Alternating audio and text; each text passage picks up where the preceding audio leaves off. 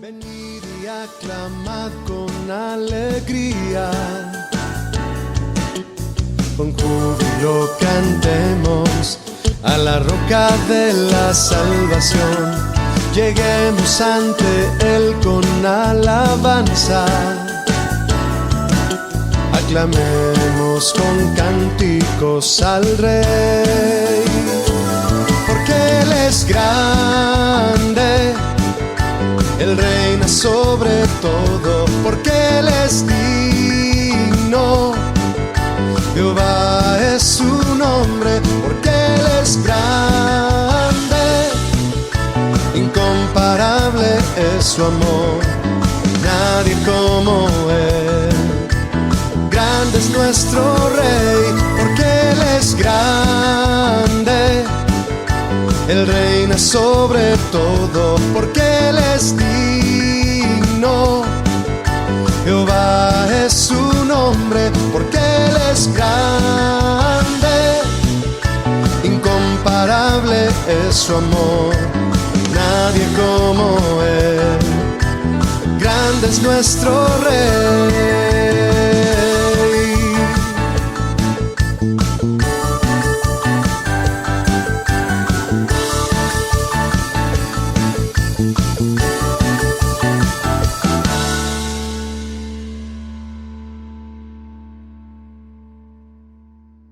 El tema que yo les voy a compartir se llama La Iglesia como una familia en Cristo. Y le pido que me acompañe a orar para comenzar con la enseñanza. Señor, gracias porque pudimos llegar a este lugar en esta noche, Señor, porque tú nos guardaste para llegar aquí, porque ha sido un día de trabajo, de ocupaciones para cada uno, Señor, de mis hermanos, para mí también, Señor.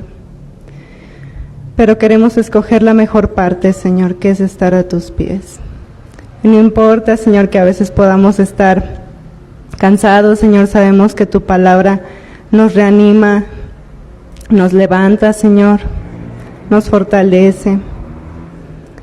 Y en esta noche, Señor, queremos prepararnos para recibir tu palabra, Señor, porque queremos conocer cada día más de ti, de quién eres tú, Señor, para que podamos caminar en esa senda que tú has trazado para cada uno de nosotros, Señor, que es las pisadas de nuestro Señor Jesús, ser cada vez más como Él, Señor, y crecer, Dios, en tu conocimiento, Padre. Muchas gracias, Dios. Ponemos este tiempo en tus manos. Ayúdame a mí a compartir tu palabra, Señor, y que todos seamos edificados, Señor. En el nombre de Jesús. Amén. La iglesia en Cristo. Si usted pregunta a cualquier persona en la calle, ¿qué es la iglesia? ¿O el significado de iglesia? La mayoría respondería señalando un lugar, ¿verdad? Una institución, algo físico que la gente puede ver. Aún entre cristianos comúnmente nos referimos a este término, o con este término, al lugar de reunión donde nos conocemos actualmente. Decimos, vamos a la iglesia, ¿verdad? En la Biblia podemos ver la palabra iglesia usada en Mateo 16:18. Le pido que me acompañe por ahí si tiene su Biblia. Vamos a ver esta escritura. Ahí podemos ver la palabra iglesia precedida por la respuesta del apóstol Pedro al cuestionamiento de quién era Jesús. Y a él le fue revelado por el Padre quién era Jesús. Mateo 16:16, vamos a ver primero. Respondiendo Simón Pedro dijo: Tú eres el Cristo, el Hijo del Dios viviente. Entonces le respondió Jesús: Bienaventurado eres, Simón, hijo de Jonás, porque no te lo reveló carne ni sangre, sino mi Padre que está en los cielos. Y yo también te digo que tú eres Pedro, y sobre esta roca edificaré mi iglesia, y las puertas del Hades no prevalecerán contra ella. Y a ti te daré las llaves del reino de los cielos, y todo lo que atares en la tierra será atado en los cielos, y todo lo que desatares en la tierra será desatado en los cielos. La palabra que usa el Señor aquí como iglesia, cuando dice, sobre esta roca edificaré mi iglesia, viene del griego eclesia, que significa, entre otras acepciones, llamar fuera, o los que son llamados fuera. Se refiere a una comunidad cristiana, a una reunión o a una congregación también. Por eso podemos decir nosotros, pues vamos a la iglesia, ¿verdad? Vamos a la congregación de los creyentes. Y bueno, esta palabra, de lo que podemos ver, que se refiere a personas que son llamadas fuera y que se fundamentan en Cristo, sobre el cual descansa la iglesia. Esto usted lo puede ver después en 1 Corintios 3:10. Si gusta anotarlo, ya después lo checa. Y 1 Corintios 10:4. Y que se construye esa iglesia con estas piedras que participan de la naturaleza de Cristo, a través de la confesión de fe en Él. La expresión las puertas del Hades significa que el poder de la muerte no es capaz de impedir el avance del reino, ni reclamar victoria sobre aquellos que pertenecen a Dios.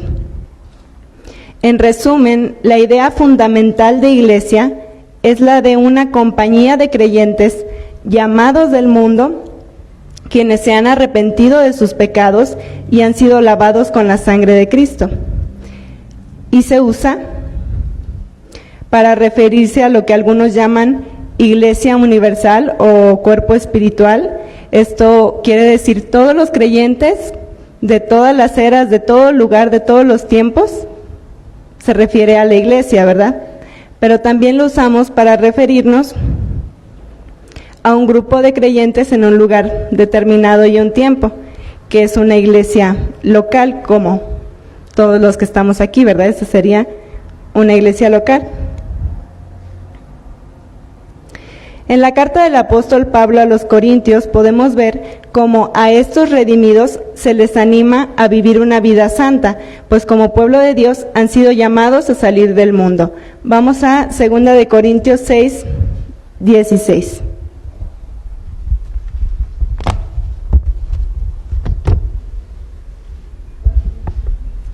2 Corintios 6:16.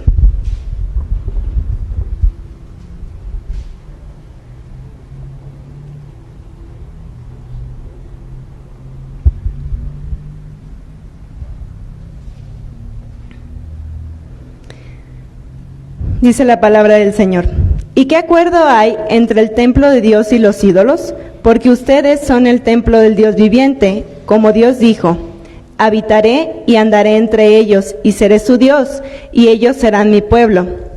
Por lo cual, aquí vemos como dice, salid de medio de ellos, ¿verdad? Dijimos que es los que son llamados a salir. Y apartaos, dice el Señor, y no toquéis lo inmundo, y yo los recibiré. Y seré para vosotros por Padre, y vosotros me seréis hijos e hijas, dice el Señor Todopoderoso.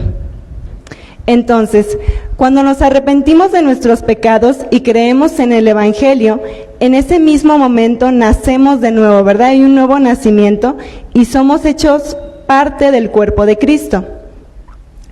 Y también hay otra cosa que sucede, es que Él nos adopta, Dios nos adopta y nos integra a su familia. Vemos cómo dice el versículo 18, y seré para vosotros por Padre, y vosotros me seréis hijos e hijas, dice el Señor Todopoderoso.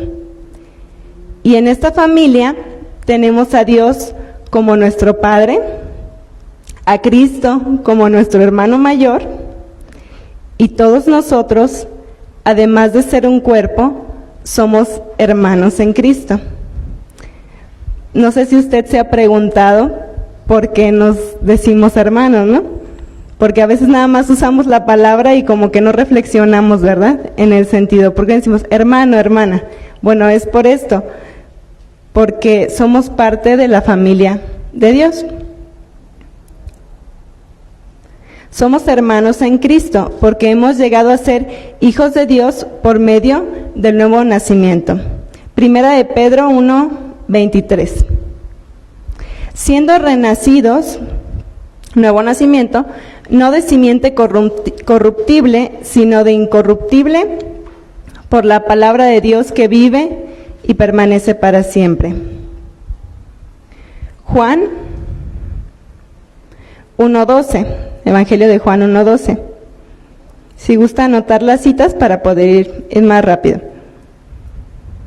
Mas a todos los que le recibieron, a los que creen en su nombre, les dio potestad de ser hechos hijos de Dios, los cuales no son engendrados de sangre, ni de voluntad de carne, ni de voluntad de varón, sino de Dios. Gálatas 4:4. Pero cuando vino el cumplimiento del tiempo, Dios envió a su Hijo, nacido de mujer y nacido bajo la ley, para que redimiese a los que estaban bajo la ley, a fin de que recibiésemos la adopción de hijos. Y por cuanto sois hijos, Dios envió a vuestros corazones el Espíritu de su Hijo, el cual clama, Abba, Padre. Así que ya no eres esclavo, sino hijo, y si hijo, también heredero de Dios por medio de Cristo. Entonces, hermanos, a los nacidos de Dios, Cristo nos une. Cristo es nuestra causa, Cristo es nuestra meta, Cristo es nuestro todo, ¿verdad? Y nosotros somos hermanos. El Señor mismo lo dijo en Mateo 23:8.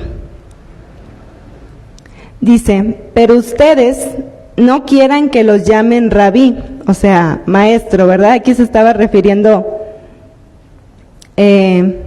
a los fariseos, ¿verdad? Que querían que les llamaran maestro y que les dieran pleitesía. Dice, ustedes no quieran que les llamen rabí, porque uno es vuestro maestro, el Cristo, y todos ustedes son hermanos. Dios habla hoy. Pero ustedes no deben pretender que la gente los llame maestros, porque todos ustedes son hermanos y tienen solamente un maestro.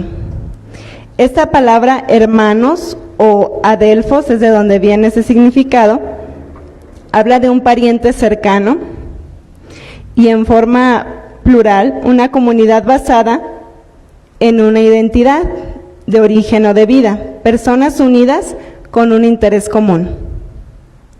Si vamos al contexto, como les decía, encontramos que Jesús está hablando de los escribas y los fariseos, los cuales amaban ser vistos y los primeros lugares en las cenas, y sobre todo que les llamaran rabí.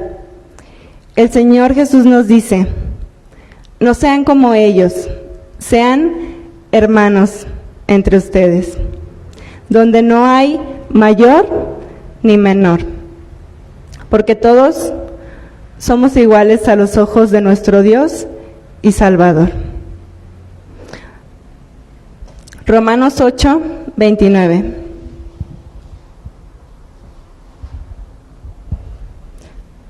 Dice la palabra del Señor.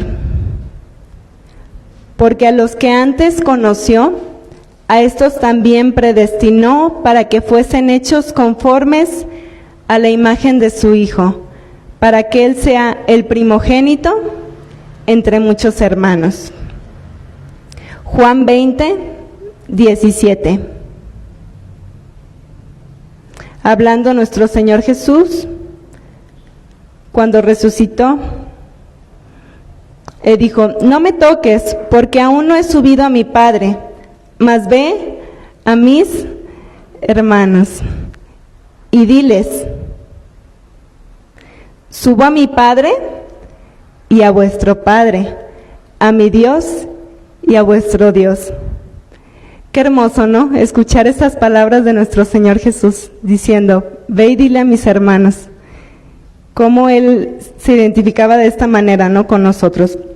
Esta identidad en Cristo y este renacer por medio de la palabra de Dios nos ha dado una familia espiritual que antes era impensable que tuviéramos. Esta familia es parte de la provisión de Dios para cada creyente. En algunas ocasiones, y a lo mejor alguno de ustedes o alguna lo han vivido, el recién convertido se enfrenta con el rechazo de sus propios familiares, ¿verdad? Por haber abrazado la fe. Algunos pues son ridiculizados por ellos, los jóvenes, algunos llegan a ser echados de sus casas, despreciados por sus hermanos, y algunos dejan de hablarles por el simple hecho de haberse hecho cristianos, ¿verdad? Y esto produce ciertamente una aflicción, ¿no?, en el corazón del discípulo, del cristiano. Sin embargo, hay una provisión de Dios para nosotros como cristianos. El ser ahora hijos de Dios nos da, entre muchas otras bendiciones, la de tener una familia espiritual. Y que es una provisión de Dios para nosotros. A ver, mire a su alrededor. Es su familia espiritual. Vamos a Mateo 19, 27. Aquí vemos en el contexto el joven rico que se acercó a Jesús, pero se fue triste porque amaba mucho las cosas del mundo como para dejar todo y seguir al Señor. Entonces Jesús dice, bueno, pues es muy difícil que los ricos entren en el reino. Entonces dice el versículo 27, entonces respondiendo Pedro le dijo, he aquí, nosotros lo hemos dejado todo y te hemos seguido. ¿Qué pues tendremos? Y Jesús le dijo, de cierto os digo, que en la regeneración, cuando el Hijo del Hombre se siente en el trono de su gloria, vosotros que me habéis seguido, también os sentaréis sobre 12 tronos para juzgar a las 12 tribus de Israel. Y cualquiera que haya dejado casas, o hermanos, o hermanas, o padre, o madre, o mujer, o hijos, o tierras por mi nombre, recibirá 100 veces más y heredará la vida eterna. Aquí la palabra casa no se refiere, como erróneamente a veces se predica, a la propiedad material en sí. Porque algunos dicen, bueno, pues da tu casa para la obra de Dios, ¿no? Y Él te va a dar 100 casas, ahí dice, ¿no?, el versículo. Pero no, aquí se refiere a lo mismo que venimos hablando, ¿no? Se refiere, esta palabra casa significa familia. Entonces, lo podemos entender como cualquiera que haya perdido a su familia, hermanos, hermanas, padre, madre, mujer o hijos por mi nombre, recibirá 100 veces más que hermanos, padre, madre, etcétera, y heredará la vida eterna. ¿Y de dónde viene o dónde es eso que recibimos 100 veces más? En la familia de la fe. Aquí es donde encontramos hermanos, hermanas, y a veces también hasta padre y madre, ¿verdad?, entre nuestros hermanos. Entonces, si usted ha pasado por esa situación, sepa que la provisión de Dios para usted está en la iglesia, en la familia de Dios. Vamos a leer otro versículo que nos habla sobre este punto. En este pasaje el Señor estaba predicando. Vamos a Mateo 12, 46.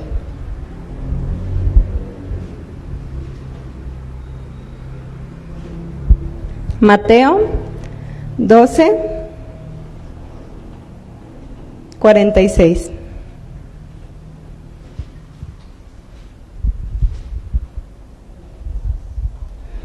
Mientras él aún hablaba, refiriéndose al Señor Jesús, he aquí su madre y sus hermanos estaban afuera y le querían hablar. Y le dijo uno, he aquí tu madre y tus hermanos están afuera y te quieren hablar. Respondiendo él, al que le decía esto, dijo, ¿quién es mi madre y quiénes son mis hermanos?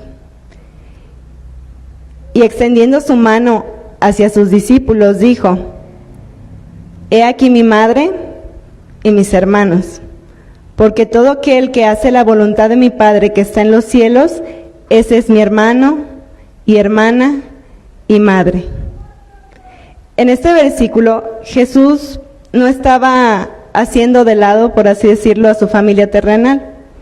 Por el contrario, ¿verdad? Él había criticado a los líderes judíos por no tomar en cuenta el mandato del Antiguo Testamento de honrar a los padres. Entonces no estaba en contra, ¿no?, de la familia. Y aún él, estando en la cruz, se ocupó del bienestar de su mamá, ¿verdad? Y le dijo al discípulo, he ahí tu madre. Eso lo puede leer usted en Juan 19:25. Entonces, no estaba aquí menospreciando a su familia. Jesús más bien estaba enfatizando que la relación espiritual une tanto como la física que tenemos.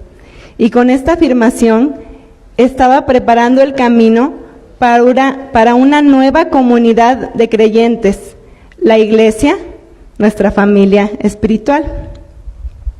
Por eso, como creyentes, no solamente tenemos el amor humano de una familia en la carne, ¿verdad?, los que la tienen. Hay otra familia espiritual a la que amamos en un orden espiritual y a veces, hermano, con un vínculo más entrañable y profundo que el que hay con la familia en lo físico.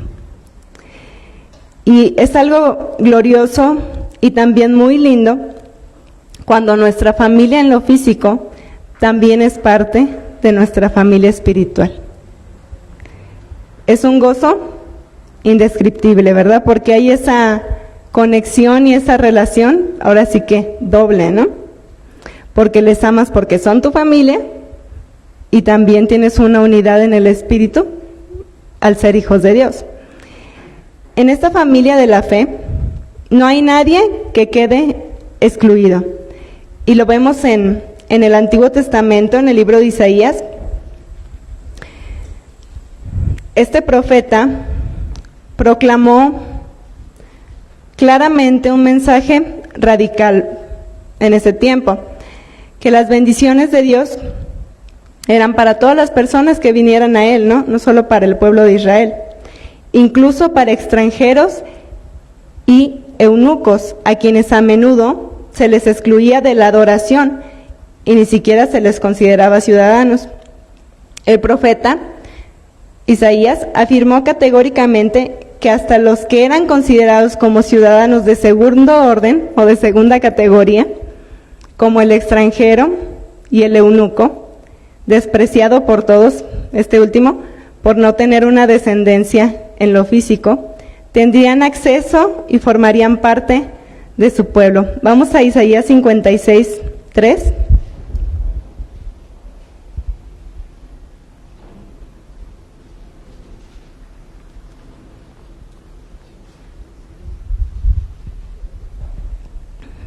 Isaías 56, versículo 3. Y el extranjero que sigue a Jehová no hable diciendo, me apartará totalmente Jehová de su pueblo.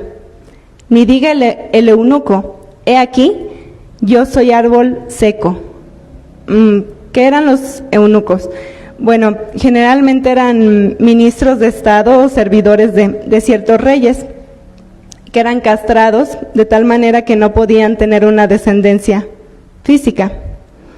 Entonces, por eso dice aquí, yo soy árbol seco, es decir, pues no puedo dar fruto, refiriéndose a no puedo tener una descendencia, no puedo tener hijos. Y el versículo 4 dice, Porque así dijo Jehová: a los eunucos que guarden mis días de reposo y escojan lo que yo quiero y abracen mi pacto, yo les daré lugar en mi casa. Que adivina usted qué significa. Familia. Y dentro de mis muros, y nombre mejor que el de hijos e hijas, nombre perpetuo, les daré, que nunca perecerá. Y a los hijos de los extranjeros que sigan a Jehová para servirle y que amen el nombre de Jehová para ser sus siervos, a todos los que guarden el día de reposo para no profanarlo y abracen mi pacto, yo los llevaré a mi santo monte y los recrearé en mi casa de oración. Entonces, hermanos, los miembros de la familia de Dios, cualquiera que sea su raza, su posición social, su trabajo, su situación financiera, su situación familiar, ya sea soltero, viudo, casado, etcétera, que se han arrepentido de sus pecados y han nacido de nuevo, son parte de la familia de Dios. Son parte del cuerpo e igualmente valiosos e importantes. Y ninguno puede excluir de ninguna forma lo que Dios integró como parte de su familia. Entonces, hermanos, la congregación de los santos está formada por adultos, hombres y mujeres, por jóvenes, por adolescentes, por niños, los cuales forman parte de este cuerpo. Y de ahí la importancia de la relación que tenemos entre nosotros como hermanos, ¿verdad? Como hermanas, con las hermanas para edificarnos, los varones entre ellos, y todos como un cuerpo de ver las necesidades de todos. Efesios 4:4 dice así: un cuerpo y un espíritu, como fueron también llamados en una misma esperanza de vuestra vocación. Un Señor, una fe, un bautismo, un Dios y Padre de todos, el cual es sobre todos y por todos y en todos. Ahora, hermanos, si bien esto es una bendición del Señor, aquellos que formamos parte de esta familia de la fe, no somos personas perfectas. Somos pecadores perdonados, arrepentidos, perdonados y comprados por la sangre de Cristo. Con un pasado muy oscuro, la mayoría de las veces,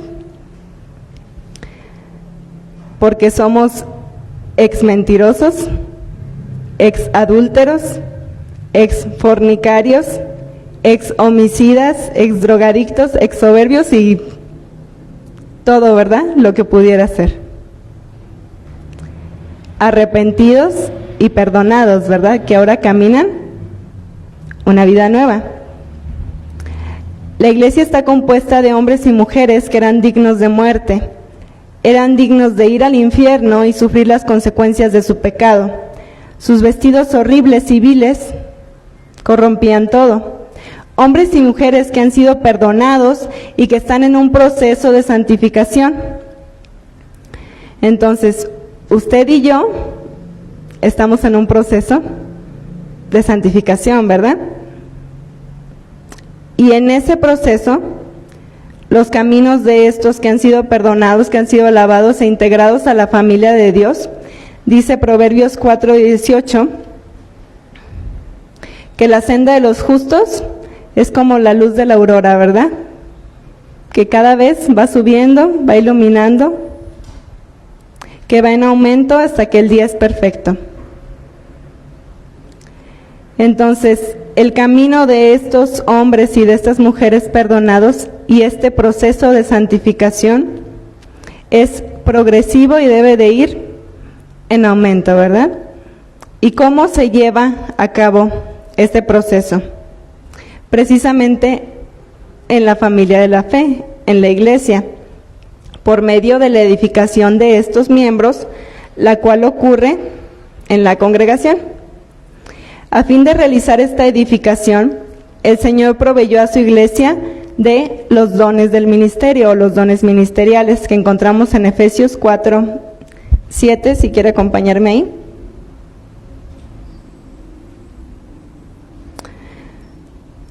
Pero a cada uno de nosotros, Efesios 4:7, fue dada la gracia conforme a la medida del don de Cristo, por lo cual dice, subiendo a lo alto, llevó cautiva la cautividad y dio dones a los hombres. Y ahora vamos al versículo 11 de allí, Efesios 4. Y él mismo constituyó, hablando de Cristo, a unos apóstoles, a otros profetas, a otros evangelistas y a otros pastores y maestros, a fin de perfeccionar a los santos para la obra del ministerio, para la edificación del cuerpo de Cristo. Los dones ministeriales, estos que vemos aquí, apóstoles, profetas, evangelistas, pastores y maestros, son personas que el Señor mismo establece en la iglesia con la finalidad de perfeccionarla, de que estos pecadores redimidos seamos formados a la imagen de Cristo. De ahí la importancia de que nosotros nos congreguemos, porque es ahí donde ocurre ese proceso de santificación y de perfeccionar a los santos, como dice aquí perfeccionar, que es catartizo, significa reparar, ajustar, restaurar, equipar y preparar. Entonces, estos dones del ministerio, su función es repararnos, ajustarnos, restaurarnos, equiparnos, prepararnos, y estos disipulan y establecen a la iglesia. La manera en que lo hacen es con la enseñanza continua de la palabra de Dios. Así es como nosotros somos perfeccionados por medio de las enseñanzas que escuchamos, de todo lo que el Señor da.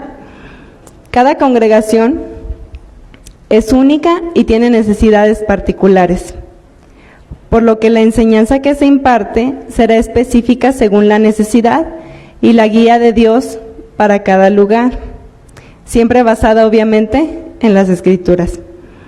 Este principio usted lo puede ver en Apocalipsis, cuando el Señor se dirige a cada una de las iglesias, les da un mensaje específico, ¿verdad? Para cada iglesia, para lo que estaba aconteciendo. De la misma manera, los dones del ministerio realizan esta función, dando la palabra que es necesaria. La edificación del cuerpo por medio de la enseñanza siempre debe ser esta bíblica, no con base en psicología o pensamientos humanos. Y es una gran responsabilidad que recae en el liderazgo de la congregación y en estos 5 ministerios, guiados por el Espíritu Santo y con base en la palabra de Dios. Viendo los significados de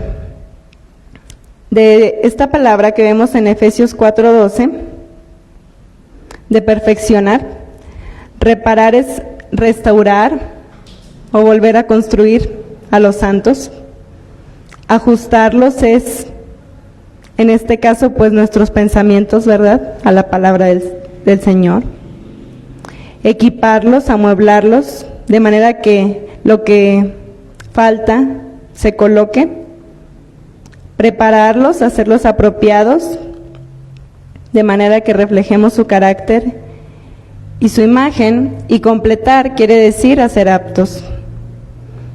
Pero ¿por qué el Señor nos restaura, nos ajusta, nos adapta, nos reconstruye y nos prepara? ¿Cuál es el fin?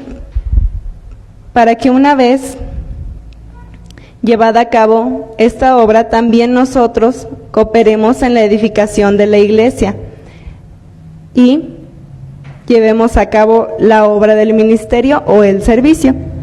mediante el ejercicio de los dones específicos que Dios dio a cada miembro de la iglesia. Los miembros son ajustados a fin de que los dones que Dios da sean ejercitados. Se lo voy a leer en otra versión, Efesios 4:12. Él dio esos dones para preparar a su pueblo santo para el trabajo de servir y fortalecer el cuerpo de Cristo. Entonces, una vez que los miembros del cuerpo son equipados, son reparados, son fortalecidos, realizan esa misma función con sus hermanos y además predican el Evangelio. ¿Sí? Nosotros somos equipados, fortalecidos, restaurados aquí y nosotros podemos ministrar a nuestros hermanos y a la vez ministrar afuera, ¿verdad? A los que tienen la necesidad de la palabra del Señor. En la verdad de Dios somos establecidos y los dones del ministerio ponen rumbo y dirección, basados en los principios bíblicos.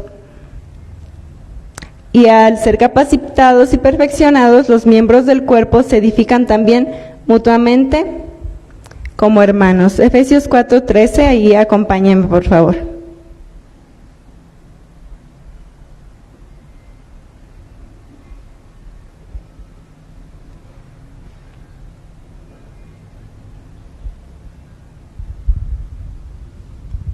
Efesios 4:13 dice: hasta que todos lleguemos a la unidad de la fe y del conocimiento del Hijo de Dios, a un varón perfecto, a la medida de la estatura de la plenitud de Cristo, para que ya no seamos niños fluctuantes, llevados por doquiera de todo viento de doctrina, por estratagema de hombres que para engañar emplean con astucia las artimañas del error, sino que siguiendo la verdad en amor, crezcamos en todo en aquel que es la cabeza, esto es, Cristo, de quien todo el cuerpo, bien concertado y unido entre sí, por todas las coyunturas que se ayudan mutuamente, según la actividad propia de cada miembro, recibe su crecimiento para ir edificándose en amor.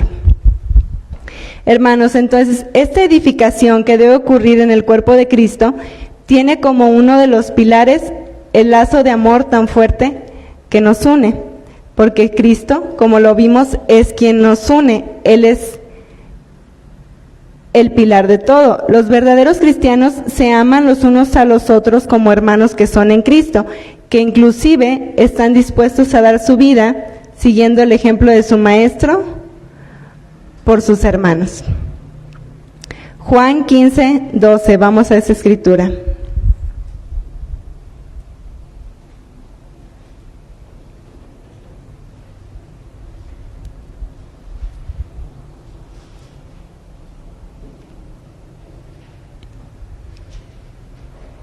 Este es mi mandamiento, que os améis unos a otros como yo os he amado.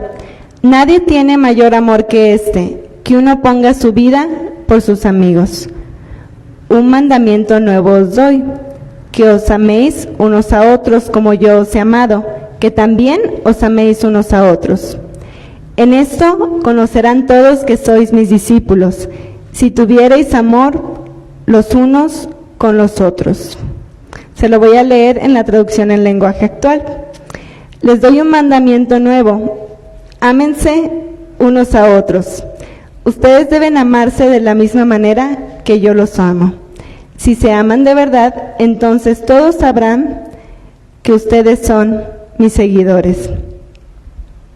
Entre nosotros, como una familia, siempre llegará a haber situaciones complicadas, difíciles, desacuerdos, pero este amor nos lleva a edificarnos los unos a los otros y debe ser limpio, puro, desinteresado y sin distinciones de ninguna naturaleza.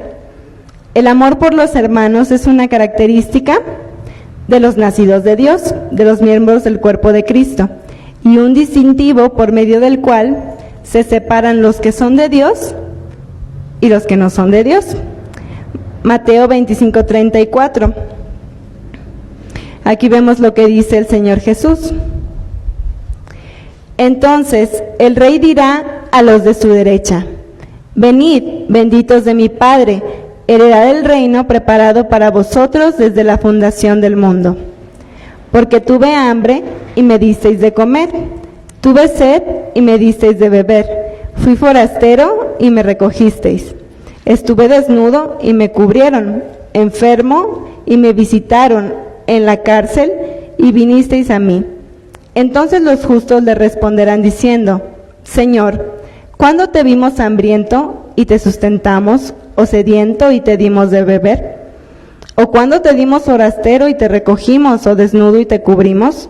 ¿O cuándo te vimos enfermo o en la cárcel y vinimos a ti? Y respondiendo él les dirá: de cierto os digo que en cuanto lo hiciste a uno de estos mis hermanos más pequeños, a mí lo hiciste. Y esta escritura no se refiere a las buenas obras que pudiéramos hacer para con los del mundo, ¿verdad? O a que visitemos las cárceles o otras cosas, ¿no? Aunque si usted puede hacerlo, hágalo. Sin embargo, el contexto se refiere al amor de los hermanos en Cristo, a que había persecución y los visitaban y los atendían.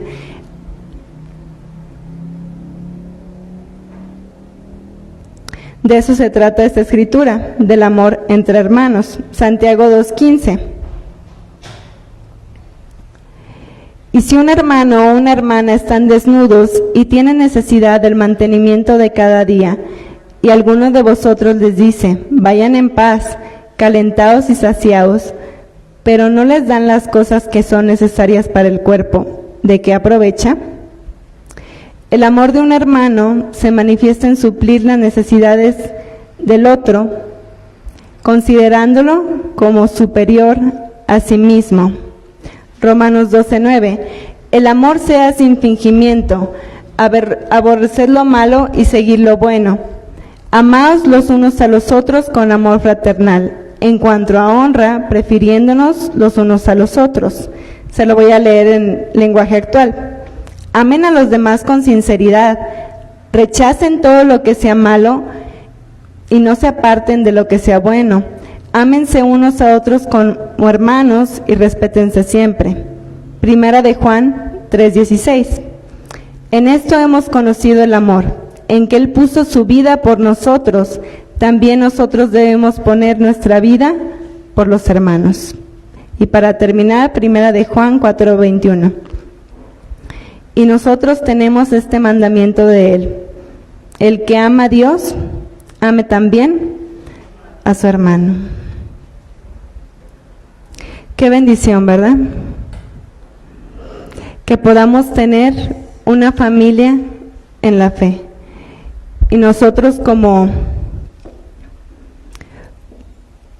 hijos de Dios, y en particular aquí como Casa de Oración Guanajuato, tenemos mucha cercanía, ¿verdad?, con todos nuestros hermanos en la fe. Entonces, le invito a que se ponga de pie para dar gracias al Señor.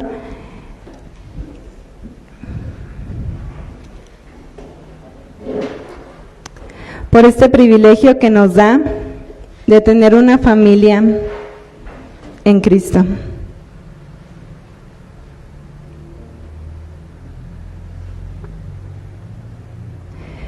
Que nos abraza, que nos adopta y que puede ver por nuestras necesidades. Venid y aclamad con alegría, con júbilo cantemos a la roca de la salvación. Lleguemos ante Él con alabanza,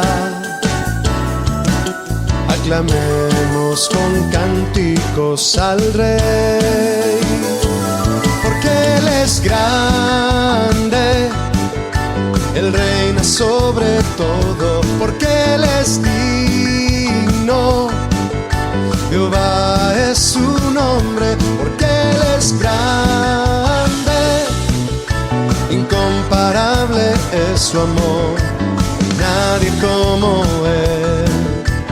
Grande es nuestro Rey, porque Él es grande, Él reina sobre todo, porque Él es digno.